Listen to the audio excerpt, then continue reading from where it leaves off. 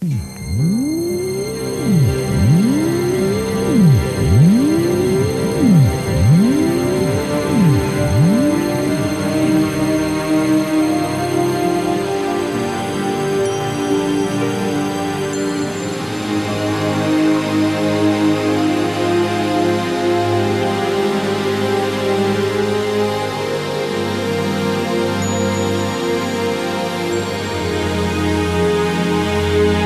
1910, o Scott foi na dele, aí o Shackleton... Foi na dele, mesmo caminho, foi. E aí o Scott consegue chegar.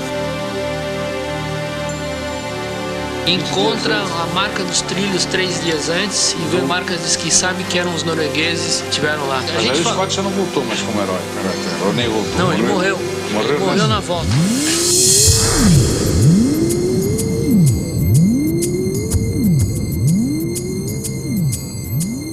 Isso tudo aqui é um ice shelf, isso aqui são quase 1000 quilômetros. Só que tem um paredão de gelo. Aqui é o nível do mar. Mas de repente o Polo Sul está aqui a 3.000 metros de altura. Desculpe minha ignorância, mas eu acho... Nós estamos aonde aqui? Aqui é a América do Sul. Nós estamos aonde?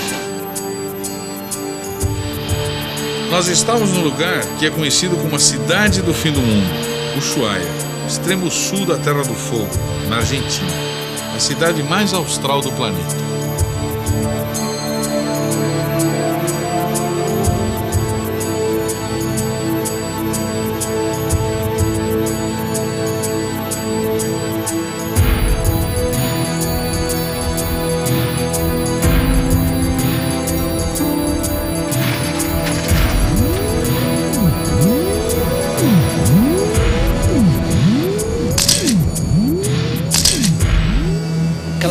Vai levar a gente até a Antártica.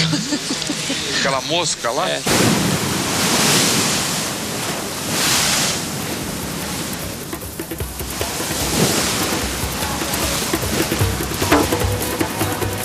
A Antártida é, na verdade, o último trecho de uma expedição que antes já havia passado pelas dunas da Namíbia e pelos cânions do Arizona. Nós buscávamos imagem para a nova campanha de cigarros Hollywood. Éramos 312 profissionais de 5 países.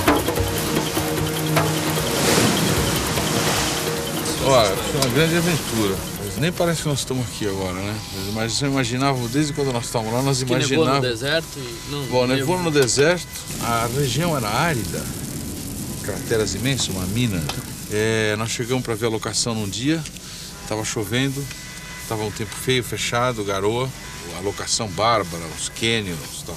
E no dia seguinte nós voltamos lá. Quando nós voltamos lá tinha 1 metro de neve em tudo. No Arizona? 1 metro de neve. E há quanto tempo não acontece isso? 50 anos. Quando nevou, paralisou. Merda.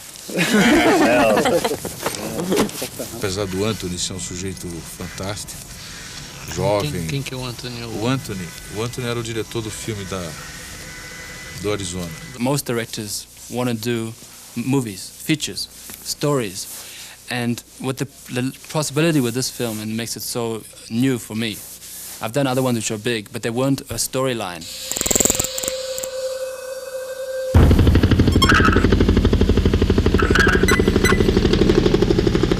The cigarette commercials generally remind me of 1980, the early time, and they're cliche and they're tired and they've seen so many things which are before. And what I wanted to do was push it as much as possible. So it has an element of mystery, but also an element of danger, but danger which is much more faster and a sense of a storyline which is exciting for people to watch.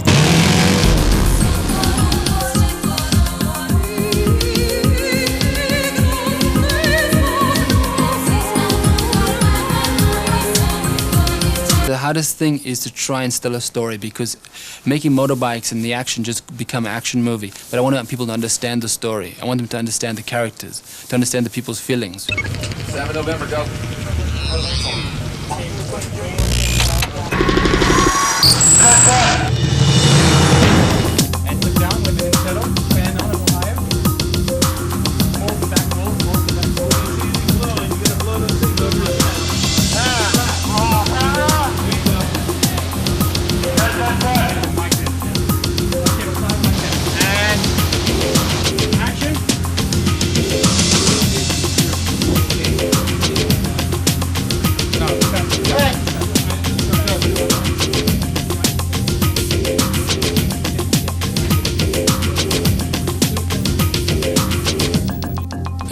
contemporary. It's something of the end of the 90s. The way they behave, the way they look at each other, the way their relationships are. He looks really good, I think. I think you need some more international flags on. A little bit on him. Maybe one on him and three on her. International flags? Just flags and some symbolism of something which gives a sense that they traveled. Okay.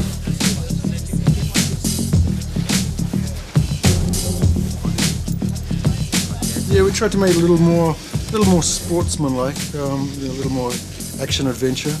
A lot of the elements we have, like the helicopters, and there's like a military feel. So to try and start with these elements like helicopters and take them away, that was kind of the challenge of what we had to do in terms of design. I'm working with Anthony to try to create a unusual look for this project, and I think that's the most interesting aspect. Everyone, including the cameraman, the art director, don't get to do this very often. And I think you can see the excitement when they shoot in terms of this, the planning and the 2 weeks of things to try and pull it off. I think it's going to be a very unique spot.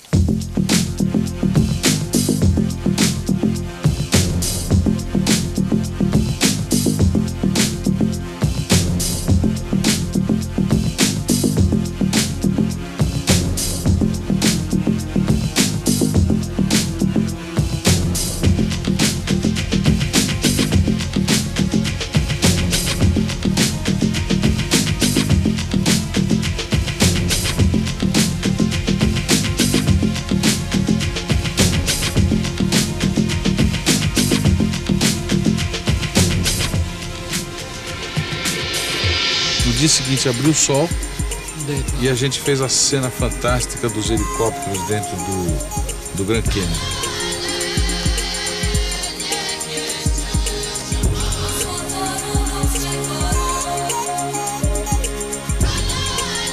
Sim, 40 minutos de voo, fiz 12 horas de filme.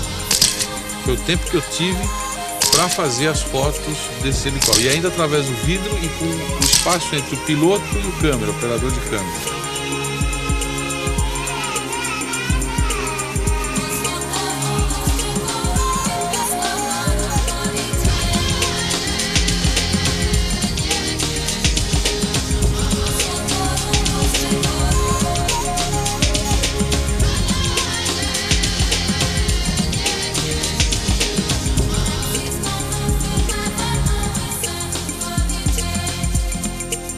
Aí, como as produções eram independentes, cada filme tem seu diretor e sua produtora, o filme da Namíbia ia começar na data prevista.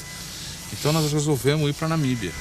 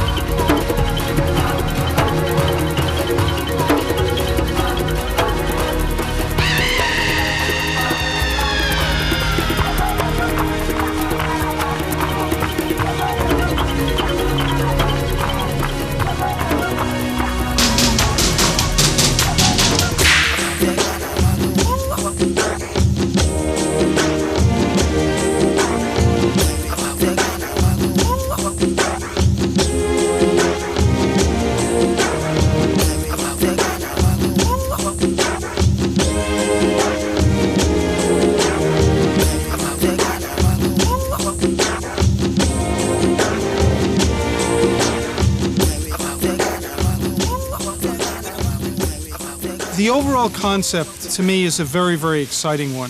It's a concept about people pushing the limit.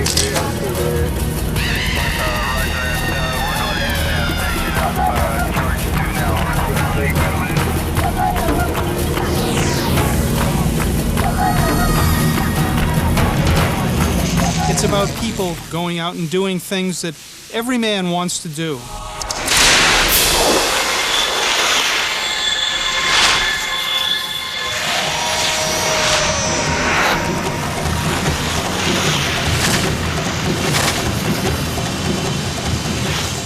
I think that commercials today may in some ways provide greater opportunities than feature films, because a lot of times a feature film works with a budget per minute far, far lower than the cost per minute that we spend on television. So we can use all of the best equipment, we can use all of the best people in certain sports, we can compress this into 60 seconds. Take your hands out. Yeah, there you go. Okay. All right. Follow those guys. All right. Bend down. My fingers. All right. All right. There we go. Okay. Head in that direction. Follow those guys. All right. Bend down. My fingers. All right. Ease up on the rocking, guys. The rocking is too steady. It's too steady, Jack.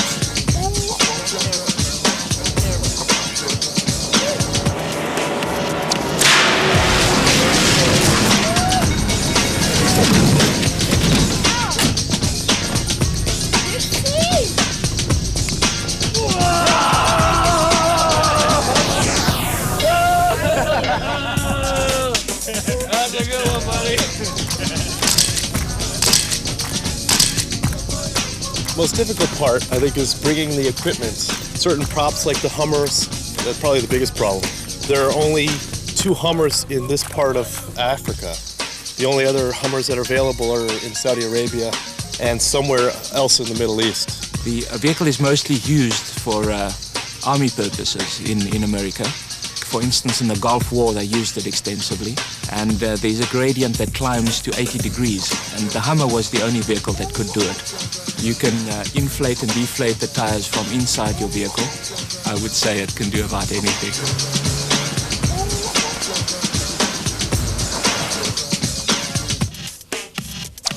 Well, that's a Unimog made in Germany.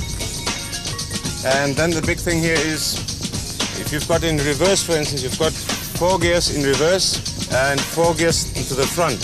But if you go forward, you've got high and low, so that give you another 8 gears that you can speed on.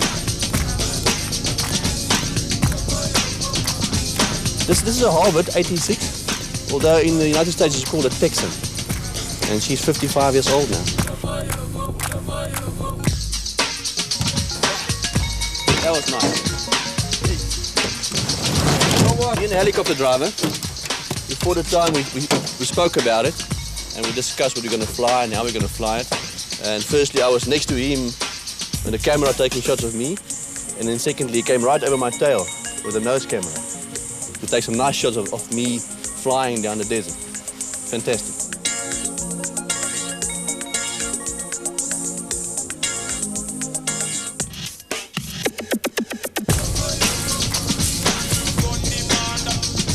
Well, the conditions that we're working in are not usual. We got the heat, we got the sand, wind. It's very tiring. We have 1.3 tons of camera equipment that's coming out every day and going in 4 different directions, coordinating all of that. It's been a lot of fun. It's been very taxing, and it's going to be a great commercial. Excellent. Go, go, go.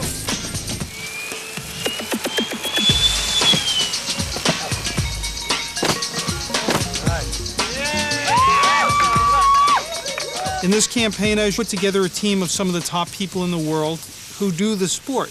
We brought in the world champion snowboarder in Kevin Delaney, man's #1 in the world, to do this campaign. Hello, how are you? I'm Kevin Delaney, 1993-94 overall world snowboard champion. Here in Namibia, sandboarding for my first time. What an experience.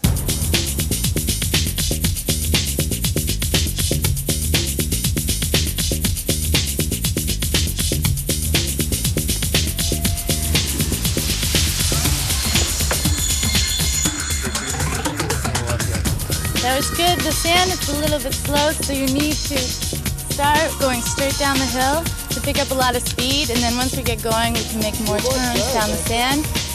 It's very good. I got that. Compared to snow, it's a little bit more difficult. We brought a bunch of snowboards over from the U.S.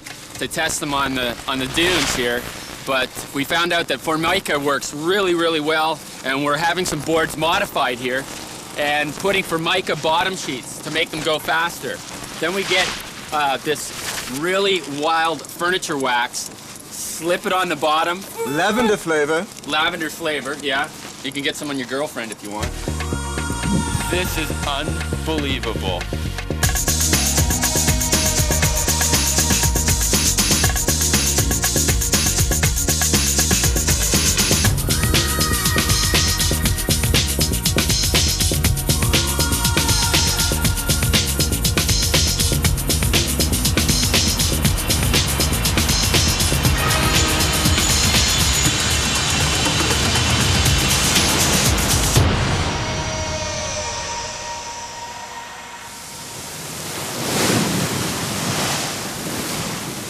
We are now here. We are bound here.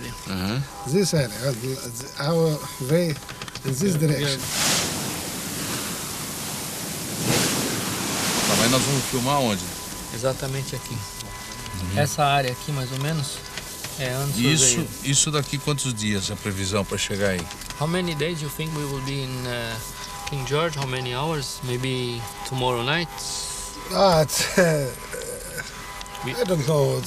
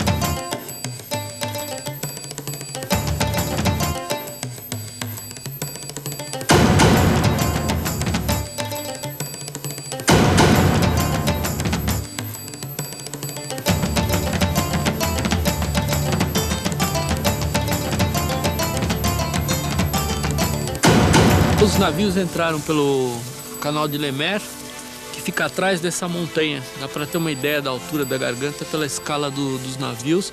E saíram do outro lado, lá do sul do Lemaire, aqui na Baía de Plenot, que é o lugar onde vai se ficar por alguns dias.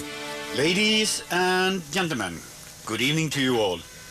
Dinner is now served, and we wish you bon appétit.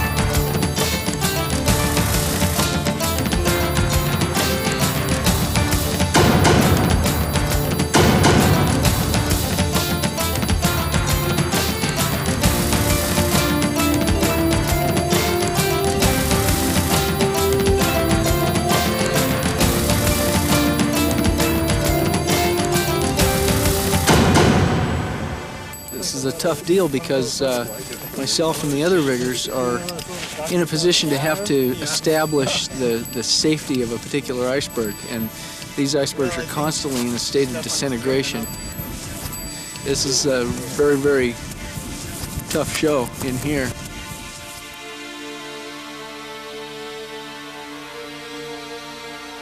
I climbed out of the boat. It was quite good ice in the bottom. We went up to the small platform. I found a place where there's a crack. I hit the crack, and it went, and you could feel it. I mean, they heard it on the other side of the iceberg. I could hear inside, like, some kind of moving inside. The kind of thing I saw there, I thought, oh, maybe it's just big, the whole thing falls apart. This kind of sea ice that's been under the water fractures very, very easily. And it's a matter of whether or not we can put the people on the wall and protect them in the event of some catastrophic thing, like a big chunk of ice just spontaneously breaking off under the impact of us being there.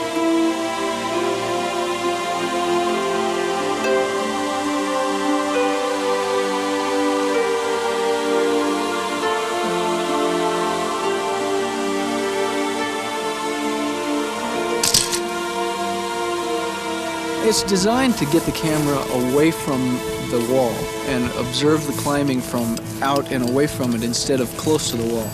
And it puts the audience in kind of an upside-down perspective and really creates the feeling of steepness and kind of a radical environment.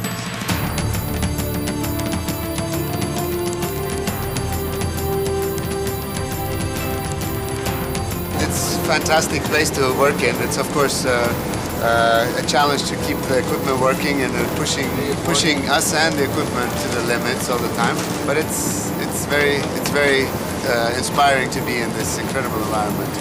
Very, very nice. You know, I think when we first get up there and you look down and you see definitely a strange feeling when you sit back and you think, if you got a moment and you look around and you think you're just on this moving piece of ice, you really ask yourself, you know, what are you doing here?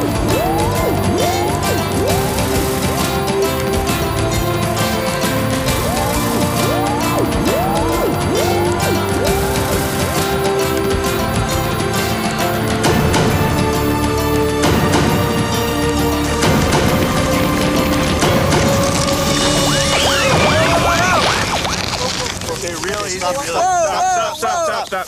It's both a physical and a mental challenge to figure out sequences of moves either on rock or ice, and it is a balance of your mind and your body. I believe in climbing terms there are two different types of climbers. I believe there are artists and there are engineers. I climb a lot with my stomach, my intuition. I climb by feeling. It's not conscious thought here.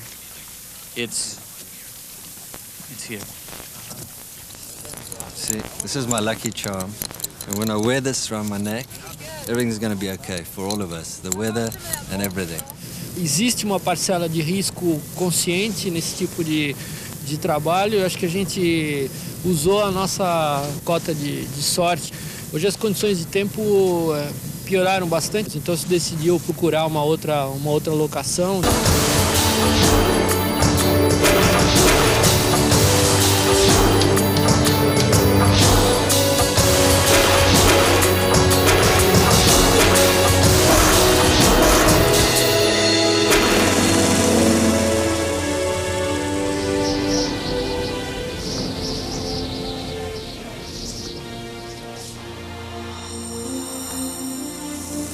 You know, yesterday, Marcelo, we went out on the raft up the canyon, up the channel here, and what was incredible was we had the boat with our talent in, and then a humpback whale which just came huge like a submarine in front of the boat, and it was just so fantastic. I think that was a really, really powerful moment.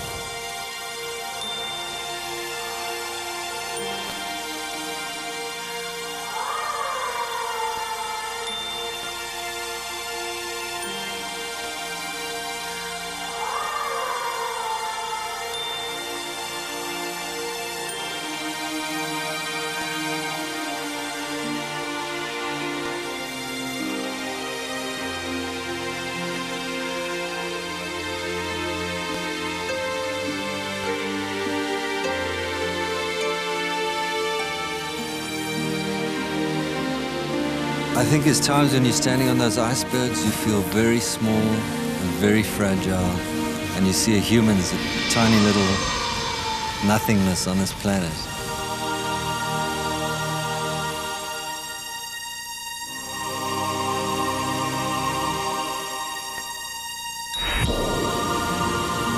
Well, a lot of times it becomes a matter of just sheer endurance when you're shooting outside and the conditions are, you're in the cold or you're in the wet or, you know, and you're just trying to maintain a level of energy where you can really focus and concentrate on what it is that you're trying to do. Os limites de cada principalmente a parte física, eu acho que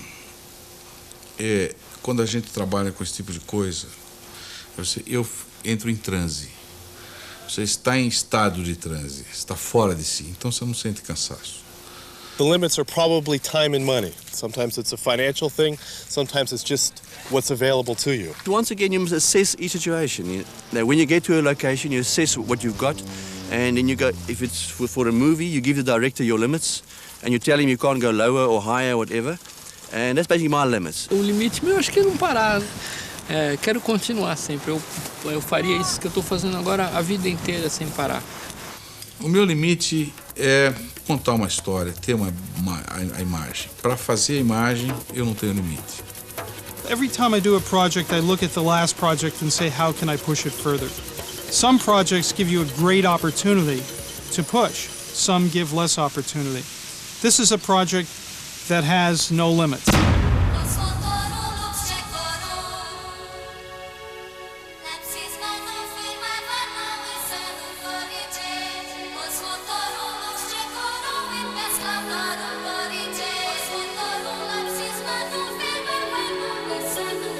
waiting.